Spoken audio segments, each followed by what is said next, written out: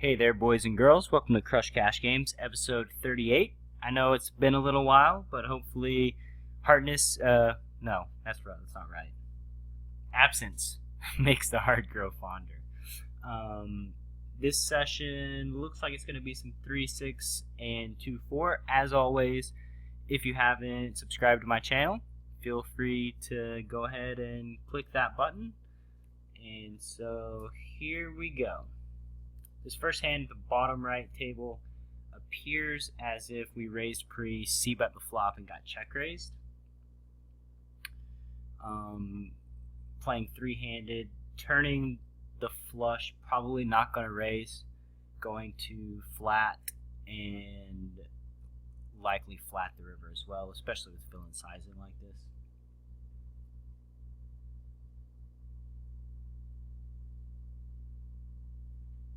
Not the greatest of rivers, but not really the worst either. I mean, how does he really have the ace of diamonds unless it's the nut flush draw on the flop?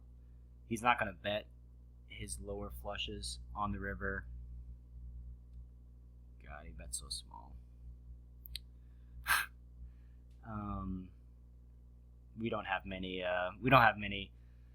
nut flushes in our range either. So, getting a bajillion to one, we could potentially call. I did miss the action on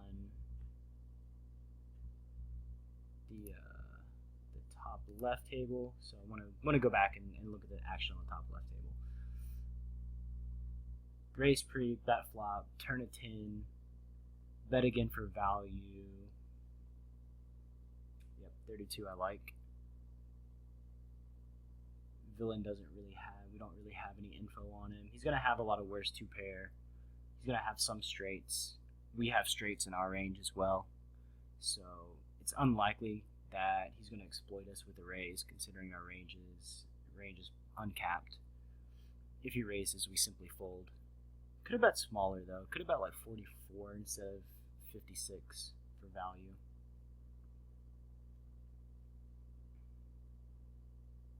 As it turns out, with the king tray at the bottom right, villain was running a bluff, trying to represent the hand that we had. And we do get paid off at the top left, so happy day, happy day.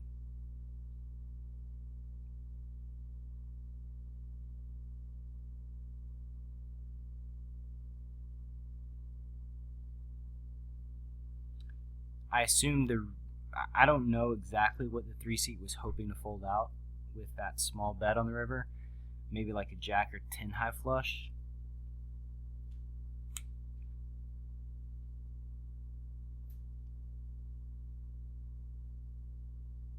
So I know it's been a while. I hope everybody's had a happy, safe Christmas and New Year's.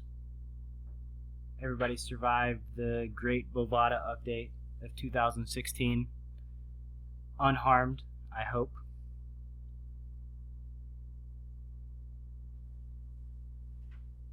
This video is actually pre-update. As you can see, like I can definitely tell a difference now by how fast the cards are coming. When we do win a pot, we'll see that we don't get the animation's much slower. Now the animation is very fast.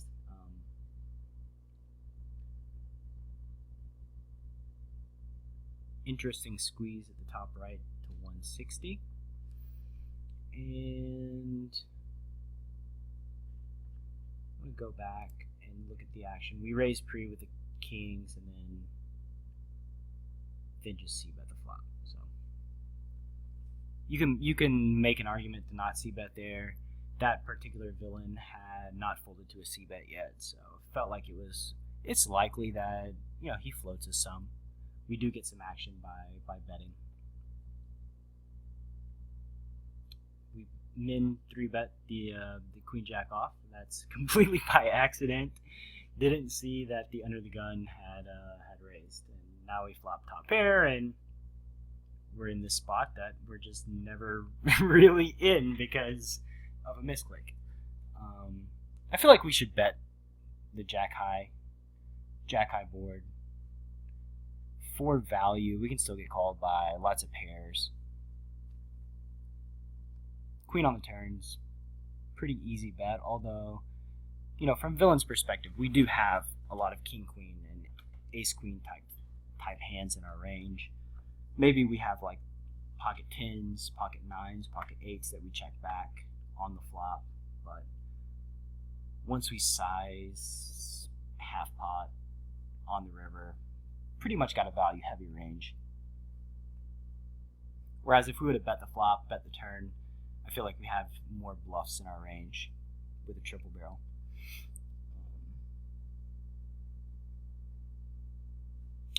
So the ace 9, let's see. We raised pre, got called 3 ways, and check the flop. Button bets half pot and the 2C calls. Yeah, like we can have the best hand here. We have backdoor equity,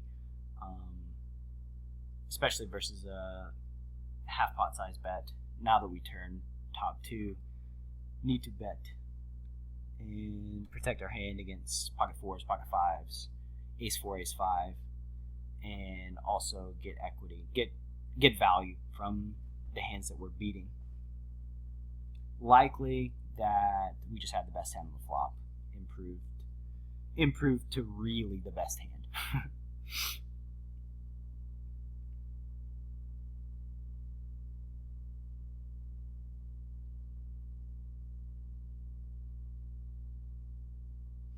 If y'all haven't checked out my website, it's www.enhanceyouredge.com. If you like my videos and like me as a human being, then go there, read my blogs and articles. I hope, with all hope, that they provide you with tons of value. And there's also 20 extra videos that you get for free just for signing up for my email list. So go do it.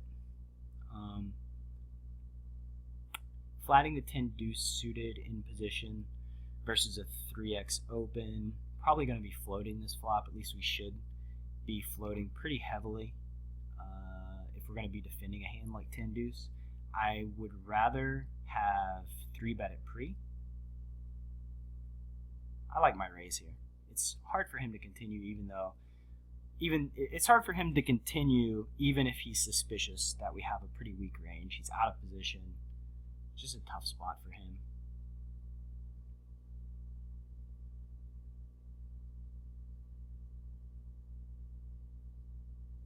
We can kind of look at the tables and see who's fishy and who's not.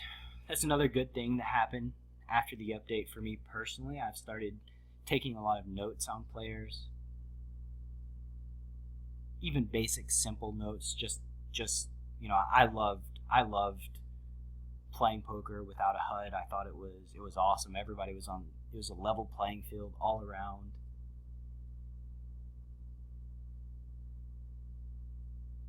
But it really taught me the importance of note taking, and just in case Holdem indicator crashes or, you know, something happens, it makes you pay more attention to the fish. It makes you be more aware of what guys are doing, even though all the notes disappear right when you're done with your session.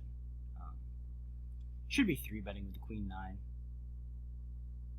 I think, if I know me, I think that's a good 4-bet. That's a good 4-bet spot. Probably wasn't. I guess maybe I didn't. I just checked out my stats. 48, 44, 12 is pretty. That's pretty wild. So maybe that's why I didn't 4-bet the queen 9 suited.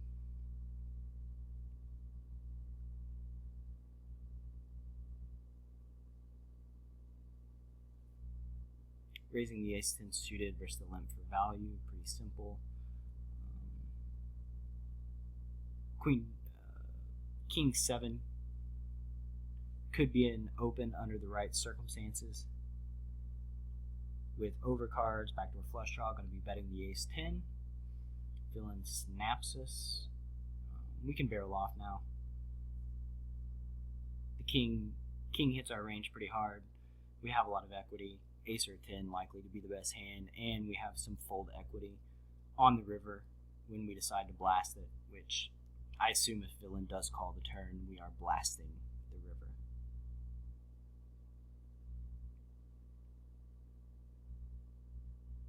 It's good in those spots when you do barrel the turn to, have a plan for what you're going to do on the river in certain instances. Like if the river's a brick, are we going to bluff, and how much should we be investing with our bluffs? If we hit a 10, how much are we going to bet for value? If we hit an ace or a diamond, just always kind of have a good idea of what you're going to do before the situation presents itself.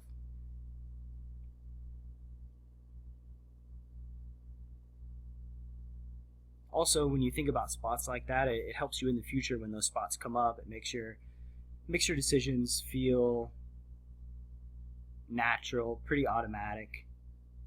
We have a good feeling and understanding of when we should be betting, what sizing we should use, things like that.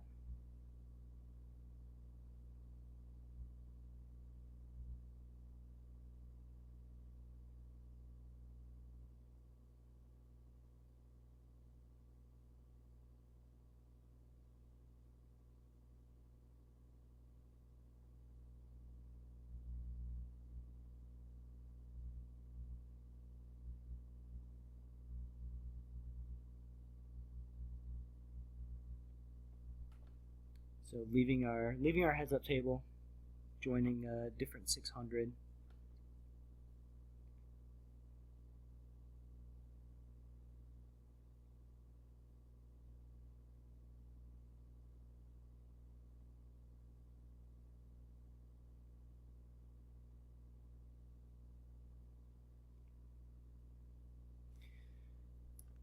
Gonna go back and look at this King 10 hand because it's pretty interesting.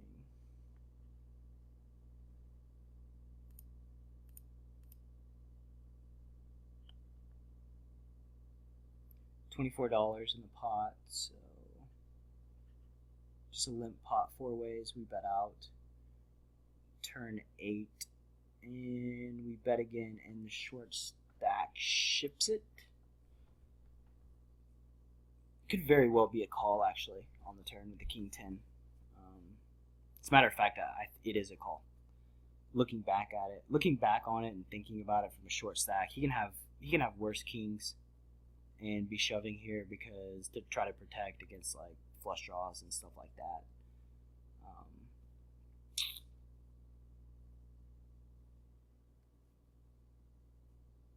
Yeah, that's a bad fold by me. Bad fold with the King 10. Need to make up for it by 3-betting the 7-10 off at the top right. There we go. Most of his value on that type of board on the flop, like King Jack 8 with 2 clubs, most of his value is going to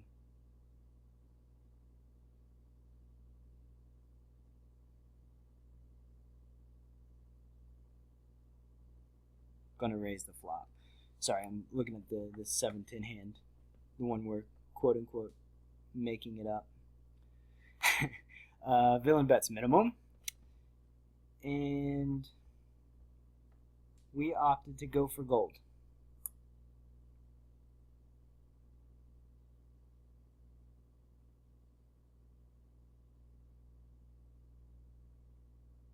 I think if we are raising as a bluff there, we do need to use monstrous sizing to fold out the middling hands. King Queen suited, gonna be an easy peel. Could even potentially 3-bet it for value against the 2-seat with just smaller sizing, considering, if I were in my regular note-taking ways, the 2-seat would have a green label that said fishy on it. Maybe we can make up for our King 10 debacle with the King Queen.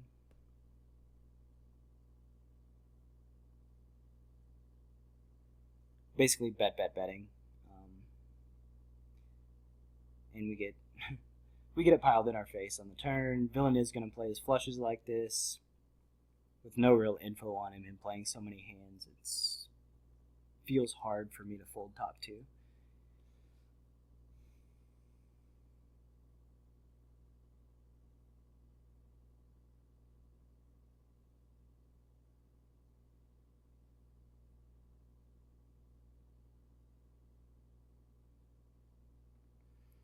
Six, seven suited should be a fold at the top left. Villain is playing way too tight. I think he's going to be opening pretty tight under the gun. Hard to play 6-7 suited. Just hard to turn a profit with it over the long term versus Villain's range. If the 3 or 4 seat would have called and invited us along, then we can peel.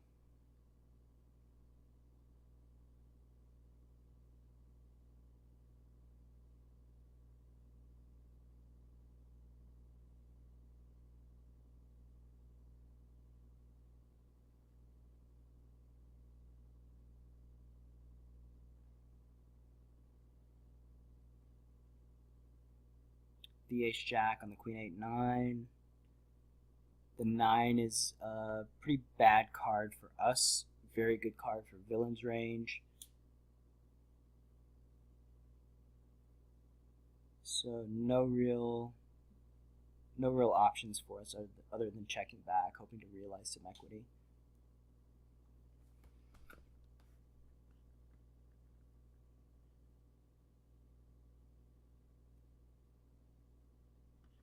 I do want to go back a little and see how these guys,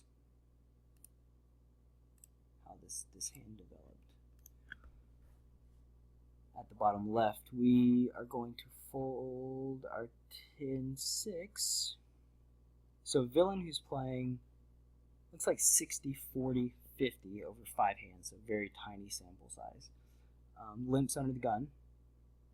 The 1 seat ISOs and for value, which he can be doing with a pretty wide value range. Ace Jack plus, Ace 10 suited plus, Pocket 7s plus, and he gets limp raise minimum from under the gun. So that's coming from a fish. The 2 seat limp raise minimum probably means a pretty strong hand, and the 1 seat really can't fold anything. But there you have it. Don't really know what hand you could fold other than like maybe ace 9 off, ace 10 off, but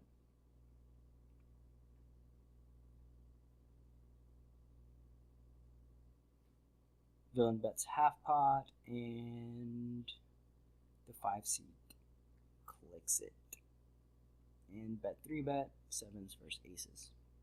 That's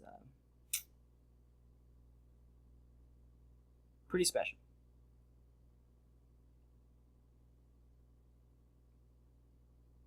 That would be another good opportunity to take a note on the 2 seat with his value, limps, and 3-bets small, or just 3-bet small with his value, so that we have a good idea in the future when we raise and he 3-bets us like minimum that he's not really messing around. He just doesn't understand sizing.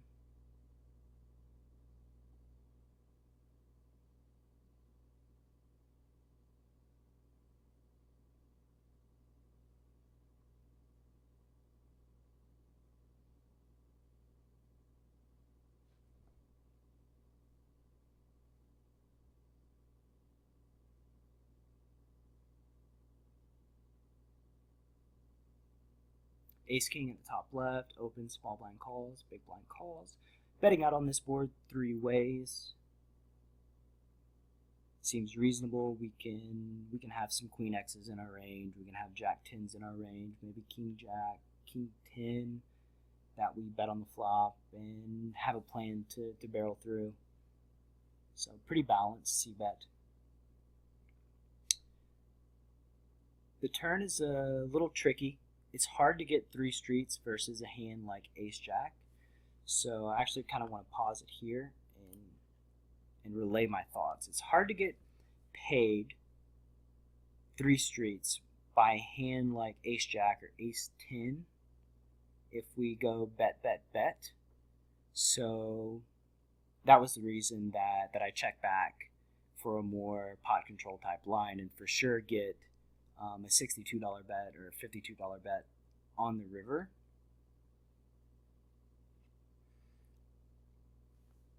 Now that the 8 comes, since we bet the flop 3 ways and villain called, he almost never has an 8. He can have ace 8. He could have ace queen. Some percentage of those are going to be check raising the flop though, and ace queen may even 3-bet pre. Pretty much the only thing he's got that beats us would be ace 8 if he doesn't check raise the flop. But I think for the most part, he's got a lot of ace jack, ace 10s, ace x's in his range that are going to be betting because they figure they can really never lose in this spot. I'm going to have some, pocket kings, king queen, queen jack that may get suspicious of jack 10 and pay off the river. Other than that, I'm going to call with my aces and he's going to chop it. When I check back the turn, I cap my range from villain's perspective. So those are all my thoughts leading into what happens here on the river.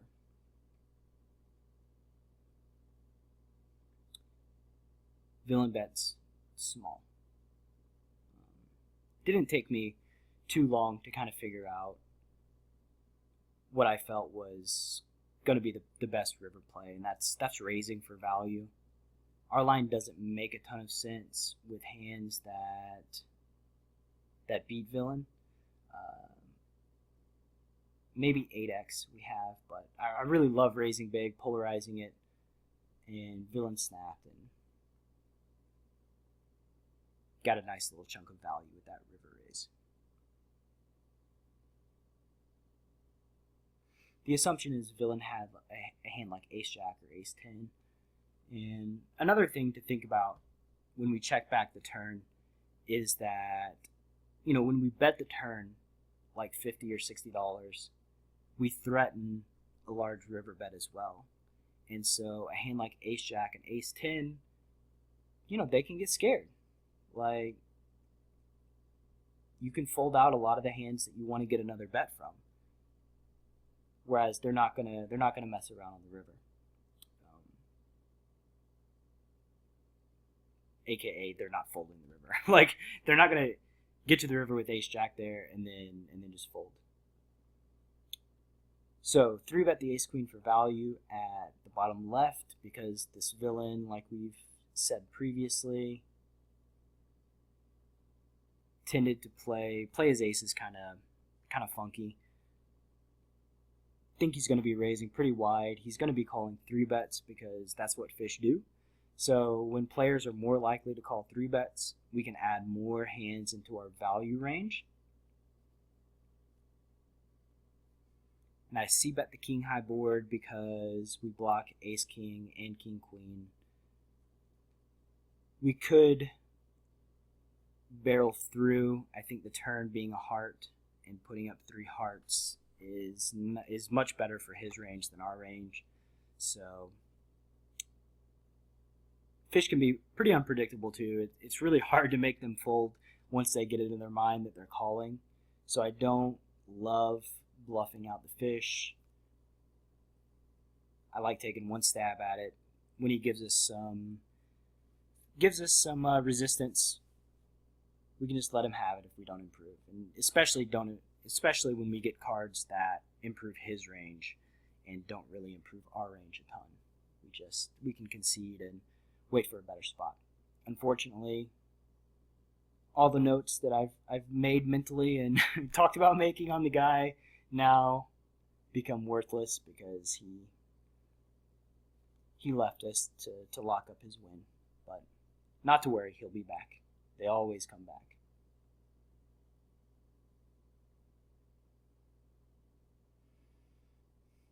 Pocket 10's not going to be 3-betting at the bottom left versus in the under the gun. We get to invite the fish in. We can get squeezes by worse hands later on. Although if somebody does squeeze, I'm kind of wary of it because of the 5-seat fish. The squeeze is not likely to go through, and if the squeeze isn't likely to go through, they have hands that they're willing to get in. And tens, against that kind of range, tens is not doing especially well. We can say, oh, they have some nines in their range, which they do, and they have some eights that they might squeeze with to fold everybody out and isolate versus the 5-seat fish. But they also have, the top of their range as well that we're not doing well against. So I think if the 6-seat or the 1-seat would have squeezed, we would have just folded the tens.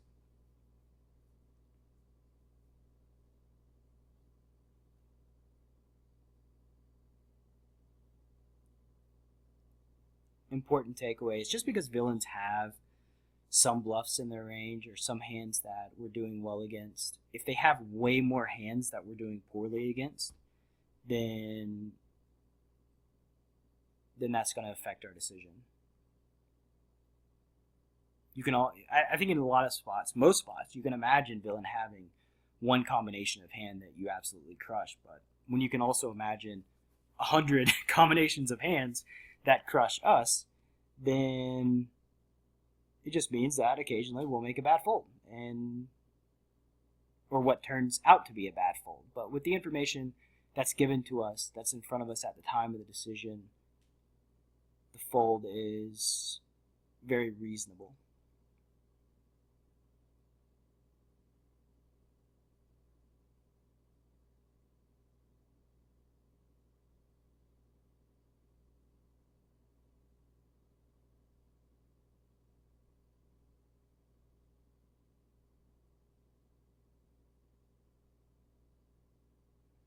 As always, like I said, if you guys haven't subscribed to my channel, please do so. It means a lot. Also, this is my first video that has my fancy new intro on it, which I can't add to my previous videos because YouTube changed the way they do business. Unfortunately, I can't. I would if I could, because I love my thing, my choo.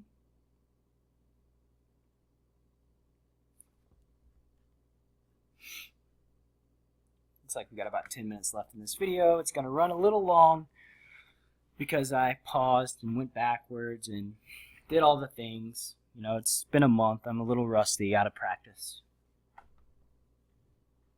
A6 suited, going to isolate the under the gun limper.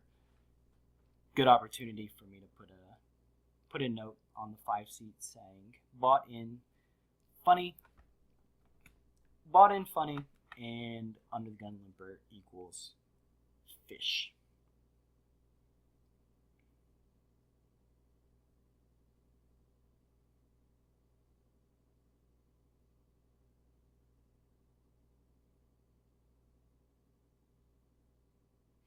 Good spot for villain at the top left to 3-bet us light. Please tell me that I 4-bet this time. Please. Ugh. Not thrilled with myself there at all.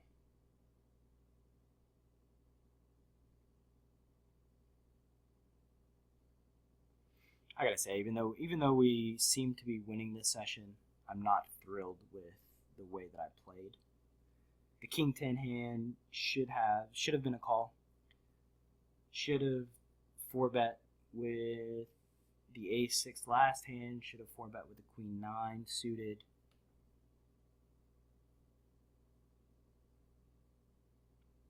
This spot, the only reason we peeled was because the 5-seat limp called, and we're getting a pretty good price. We are dominated by the 1-seat though. He has tons of value in his range. We really need to flop good. Like really good with A6 suited. It's not a good hand.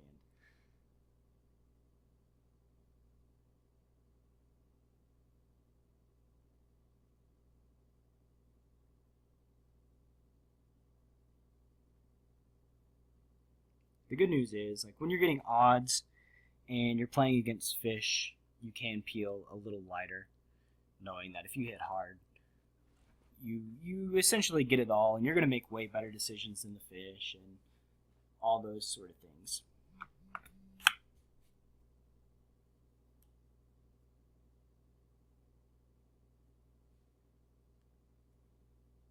the nines. We can check the nines back.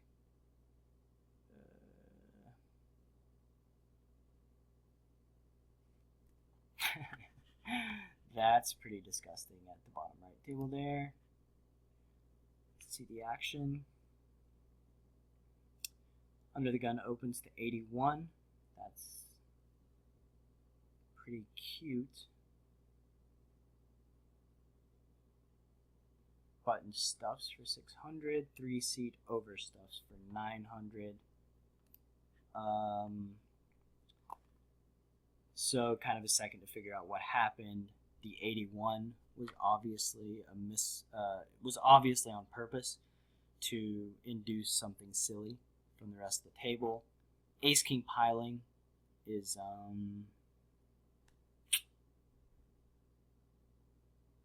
it just kind of is what it is. I mean, he can pile Ace King, but he can also call it. It's kind of a disgusting spot for Ace King, honestly. And the jacks, the jacks is just, man, if there's ever a spot to be folding jacks, he was given the opportunity to not put any money in the pot when jacks is almost always dominated, and instead he opts to just ship it. And yeah, that's just really, really, really bad with jacks. Like, just fold them. The Ace King, I can sort of understand. One thing to think about too, if in spots like that, like the guy made it 81, so there's the chance that he did it on accident and was trying to make it 18, right? But most people, when they're sizing their bets, especially under the gun, they click it on the slider. They don't type it in, and you can never make that mistake clicking it. So I think that odds are somebody does something like that. They're trying to be silly with a big hand and just trying to get a little too clever for their own good.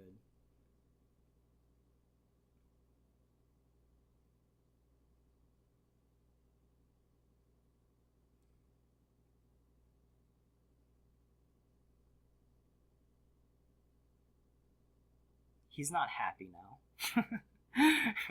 He's not happy. His clever play worked. Somehow he got two people to put their whole entire stacks in. Didn't get the result that he wanted, obviously. Ace King's loving life right now.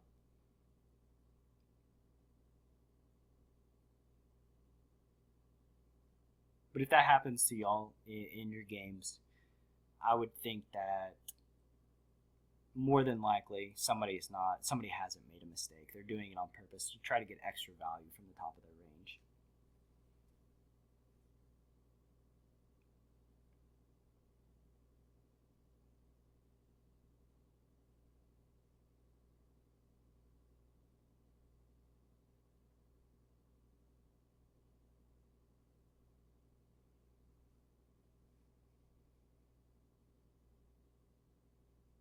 Yeah, so we're at 34 minutes.